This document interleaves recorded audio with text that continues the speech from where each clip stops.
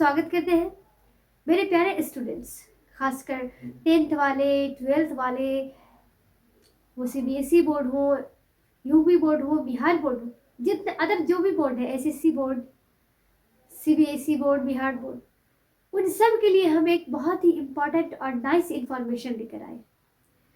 बहुत ही अहम बातें हैं जो आप लोगों को बतानी है, जो आप लोगों को इन्फॉर्मेशन में होनी चाहिए, ऑफ कोर्स होनी चाहिए।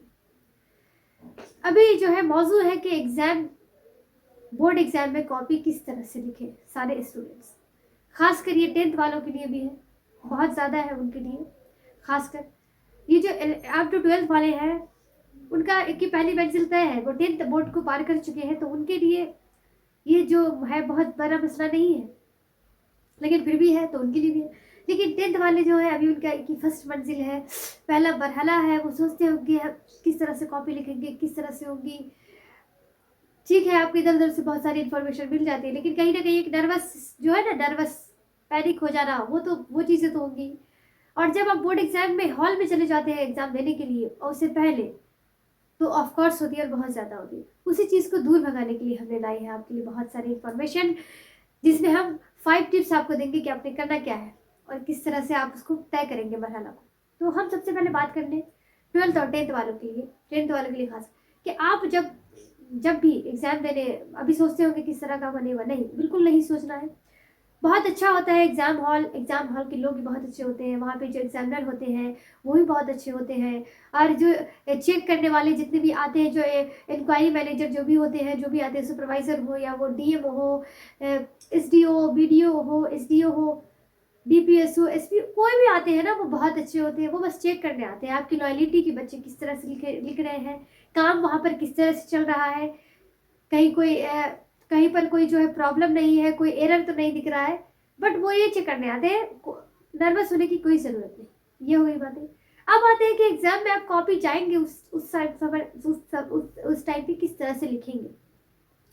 10th वाले आप सुनिए, गौर से सुनिएगा कि जब आप एग्जाम हॉल में जाने लगेंगे, जिस दिन से आपके एग्जाम शुरू होगा, तो आपने सबसे पहले घर पे खुद को रिलैक्स करना है। जाने से पहले ये सोचना है, पहले ये नहीं सोचना है कि ऑफकोर्स आएगा कि हमने ये नहीं पढ़ा है, ये नहीं पढ़ा, पता नहीं क्या होगा, फेल हो जाएंगे। अगर आपने नहीं पढ़ा है और आपके जहन में आ रही है, तो आपने ये सोचना है कि अगर फेल हो भी जाएंगे तो कोई बात नहीं है, फेल हो भी जाएंगे तो कोई बात नहीं है, नहीं भी लिखेंगे या नहीं जो आएगा कोई बात नहीं है। बहुत आगे जाना है, बहुत बड़ी जिंदगी होती है इंसान की, बहुत ऊंची उड़ान भरनी है आपको, बहुत कुछ करना है जिंदगी में। ये तो आपकी छोटी सी एक मंजिल है जिसे आपने तय करना है। अभी तय नहीं होगा तो हम बाद में तय कर लेंगे, लेकिन उस वक्त ये नहीं सोचिएगा क्या होगा। जो आपने पढ़ा है ना, वो भी जहन से निकल जाएगा। खुद को पैनिक नहीं करना है, ये सोचना है जो होगा वो अच्छा होगा, जो हमने पढ़ा है वो हमारे लिए बहुत है और हम उसको ईमानदारी के साथ लिख कर आएंगे। डरना नहीं है और ये नहीं सोचना है कि अंजाम क्या होगा।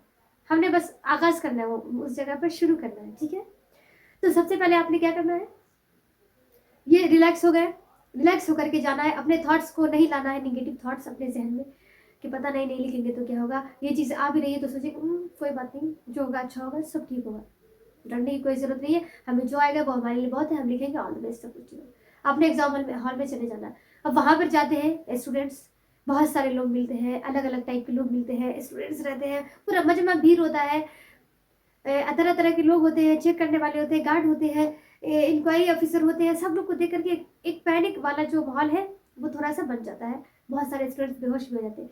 अगर ये चीज़ें हैं तो उसको ख़त्म कर दें अभी से। ये सोचे वहाँ पर एग्ज़ाम हॉल रहेगा, आपने ईमानदार है, अगर आप ईमानदारी के साथ एग्ज़ाम देने जा रहे हैं तो ये तो आपके लिए बहुत अच्छी बात है। आपको किसी चीज़ से डरने की ज़रूरत नहीं है।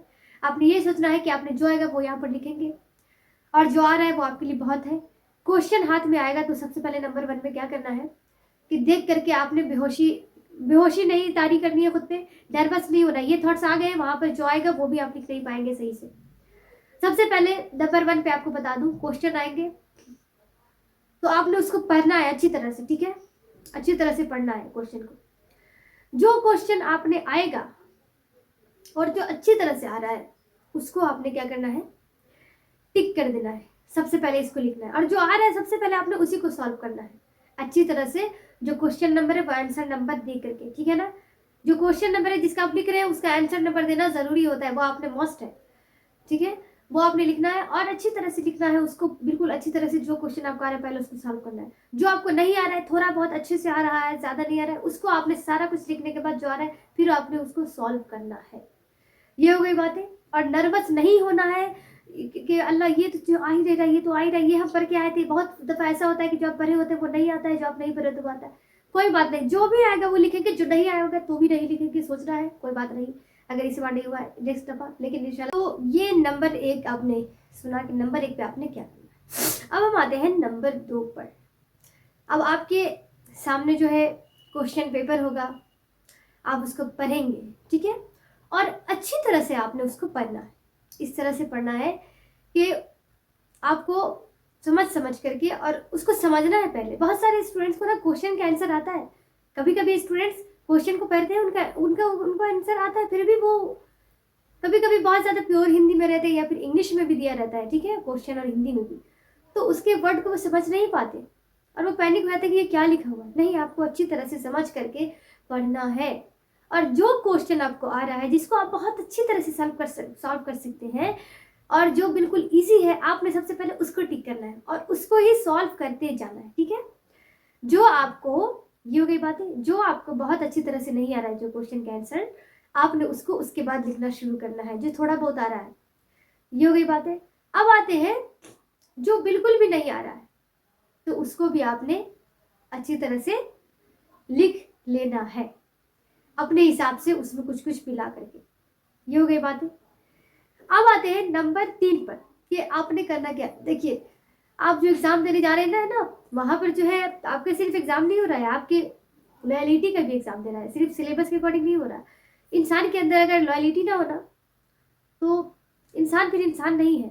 अपने अंदर हमेशा, चाहे आपको आ रहा हो नहीं आ रहा हो, बेईमानी मत रखें किसी भी चीज में, किसी भी काम में।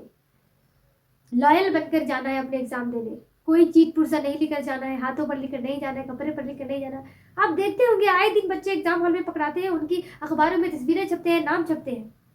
जलील होते हैं वो अलग, और प्लस उनके जो कई साल पीछे भी हो जाते हैं वो अलग। दूसरी बात ये भी है कि अगर ना भी पकड़ाए ना, तो एक अंदर में जो खुशी होती है ना, जिसे स्टूडेंट्स को जो बिना चोरी किए लॉयलिटी के साथ एग्जाम देते हैं और उनके मार्क्स कम ही आते हैं, तो उनकी एक अलग ही खुशी होती है, अलग ही फीलिंग होती है। जो मार्क्स कवर कर भी लेते हैं तो उनके दिल में इतनी खुशी नहीं होती जितनी एक मेहनत करने वाले लोग के अंदर होती है। तो अपने आप को मेहनती बनाइए और उस वक्त पीछे नहीं जा सकता, ठीक है ना। जो आपने आएगा आपने वही लिखना है, चोरी नहीं करनी है बिल्कुल भी। लॉयलिटी बहुत बड़ी चीज़ है, हमेशा अपने अंदर बनाए रखें। आपको जो आ रहा है आपने वही लिखना है, जो नहीं आ रहा है आपने नहीं लिखना है, बात खत्म। अपने आपको ये सिखाना है और ये समझाना है। ये हो गई बातें। अब आते हैं, ये नंबर 3 की बातें थी। नंबर 4 पे हम आते हैं कि लास्ट में आपने क्या करना है। जो क्वेश्चन आपको नहीं आ रहा है उसको आपने सॉल्व करना है। उसको सॉल्व सबसे लास्ट में करना है, सबसे पहले नहीं करना है, ठीक है। उसको सॉल्व कर ही देना है, छोड़ना नहीं है। नंबर 5 पे अब आते हैं कि जैसे बहुत सारे स्टूडेंट्स होते हैं ना कि बच्चे जो है किसी किसी क्वेश्चन को छोड़ देते हैं। वो ये सोचते हैं कि जो क्वेश्चन हमको बिल्कुल भी नहीं आ रहा है उसको हमने लिख देना है या नहीं लिखना है। वो इस कंफ्यूजन में रहते हैं और लास्ट में क्या होता है वो छोड़ देते हैं। कभी कभी वक्त जो है, टाइम नहीं रहता है, तो पैनिक होने में ही गुजार देते हैं, सोच करके बैठ करके सोचने में, अच्छा इसको कैसे लिखे, नहीं लिखे नहीं लिखे। वहां पर ज्यादा सोचना नहीं है, ज्यादा सोचेंगे तो वक्त गुजर जाएगा, जो लिखना है वो भी नहीं लिख पाएंगे। जो आ रहा है सबसे पहले उस क्वेश्चन को इजी को सॉल्व करेंगे, जो थोड़ा आ रहा है फिर उसको सॉल्व करेंगे। जो बिल्कुल भी नहीं आ रहा है उस क्वेश्चन को आपने नहीं छोड़ना है। क्वेश्चन तो बिल्कुल भी नहीं छोड़ेगा, ये आपकी गैर जिम्मेदाराना हरकतें होती है। एग्जामिनर इसके मार्क्स भी काट सकते हैं जो चेक करने वाले हैं। क्वेश्चन नहीं छोड़ना है, जो आ रहा है नहीं आ रहा है उस क्वेश्चन को भी लास्ट में अपने हिसाब से अच्छी तरह से आंसर उसका लिख देना है। गलत होगा कोई बात नहीं, वो मार्क्स नहीं देंगे, लेकिन क्वेश्चन नहीं छोड़ना है। क्वेश्चन छोड़ा ही नहीं जाता, ठीक है। अब आते लास्ट में, जो लास्ट है नंबर 5 पे। नंबर 5 पे आपने क्या करना है कि पूरा लिखने के बाद आपने आंसर शीट को क्वेश्चन से मैच करना है, मिलाना है, पूरा चेक करना है कि जो क्वेश्चन नंबर लिखा हुआ है और जिस क्वेश्चन का आपने आंसर इसमें लिखा है उस नंबर से वो नंबर है कि नहीं, क्वेश्चन नंबर जो है वो आंसर नंबर है कि नहीं जिसका आपने आंसर दिया है। अगर दूसरा होगा तो मार्क्स आपके मिलेंगे नहीं, ठीक है ना, क्योंकि वो देखेंगे अच्छा आंसर नंबर ये है, क्वेश्चन नंबर तो कुछ और है, तो इसका आंसर कुछ और दे दिया उसने, मार्क्स कटेंगे कटाक से।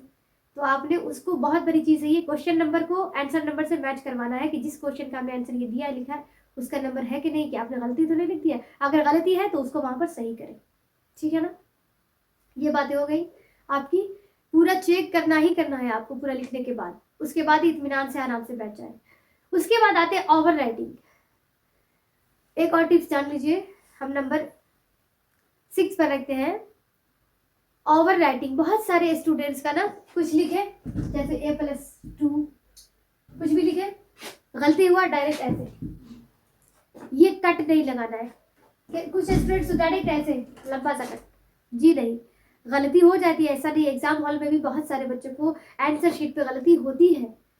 उसको गलती को अगर आपने लिखा है A+B-2 इंटू या कुछ भी अदर, आपने ये गलती हो गया, क्या करना है, इसको ऐसे ऐसे ऐसे ऐसे करके खूबसूरती के साथ इसको क्या करना है, खूबसूरती के साथ इसको कट कर देना है। और ज़्यादा गलती ना हो, इस बात की आपको फिक्र करनी है और इस बात का ध्यान रखना है कि हम जो लिख रहे हैं उसकी गलती ज़्यादा ना हो, कम गलती हो, सोच सोच कर समझ करके लिखें। ये रहा आपका टिप्स, एग्जाम बोर्ड एग्जाम में कॉपी कैसे लिखें। और घबराना नहीं है, मैंने आपको पहले भी बताया, लास्ट में बता रही हूँ कि बिल्कुल नहीं पैनिक होना है, वक्त पीछे नहीं जाता। ये सोचना है कि जो आएगा हम लिखेंगे, जो नहीं आएगा नहीं लिखेंगे। जिंदगी बहुत बड़ी है, बहुत कुछ करना है, यही पर ही हमारी जिंदगी नहीं है। ये बस हमारे एक काम है, एक एग्जाम है, हमारा नॉलेज चेक किया जा रहा है बस, ठीक है ना। ओके, नॉलेज ही चेक किया जाता है ना एग्जाम में आपका। तो चलिए, ये हो गई बात है। मुझे उम्मीद है कि आपको समझ में ज़रूर आया होगा और आपको अच्छा भी लगा होगा। अगर आपको किसी और मौजू पर और टॉपिक पर इंफॉर्मेशन चाहिए या कोई बातें चाहिए तो आप कमेंट सेक्शन में ज़रूर बताइएगा। तो तब तक के लिए हमें इजाज़त दीजिए मेरे प्यारे दोस्तों, माय स्टूडेंट्स। खुदा हाफिज़।